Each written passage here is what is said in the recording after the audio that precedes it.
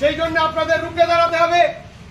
আগামী দিন যে বিজেপি যে নির্বাচন আসছে, সেই নির্বাচনে বিজেপির যদি কেউ ভোট এখানে চাইতে আসে, সিপিএম এর যদি কেউ ভোট চাইতে আসে, কংগ্রেসের যদি কেউ ভোট চাইতে আসে, আমি বলে দেবো মা বোনেরা আপনারা ঝাঁটা নিয়ে দাঁড়িয়ে থাকুন, আর যুবক ভাইদের বলবো আপনারা চারা নিয়ে দাঁড়িয়ে থাকুন।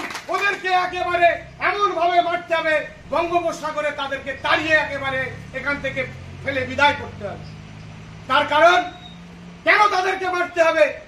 মমতা বন্দ্যোপাধ্যায় যে কথা দিয়েছিল, মমতা বন্দ্যোপাধ্যায় সেই কথাগুলো রেখেছে। আমি কেন তাদেরকে চালা দিয়ে এবং ঝাঁটা দিয়ে মারার কথা বললাম?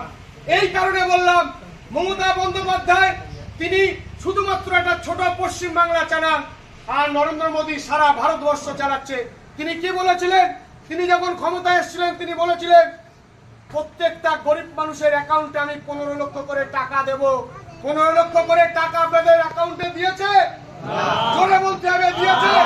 আর বাংলার মাননীয় মুখ্যমন্ত্রী মমতা বন্দ্যোপাধ্যায় বলেছিল আমি যদি ক্ষমতায় আসতে পারি আমি 2 টাকা দরে চাল দেবো। সেই 2 টাকা দরে আপনারা চাল পাচ্ছেন? এখন শুধু 2 টাকা দরে পাচ্ছেন না, এখন ফ্রিতে চাল পাচ্ছেন। এই জন্য নরেন্দ্র মোদীকে চেলা কাঠ দিয়ে মারতে হবে না ঝাঁটা দিয়ে মারতে হবে, এই বিচার বিবেচনা আপনাদের কাছে আমি ছেড়ে দিলাম।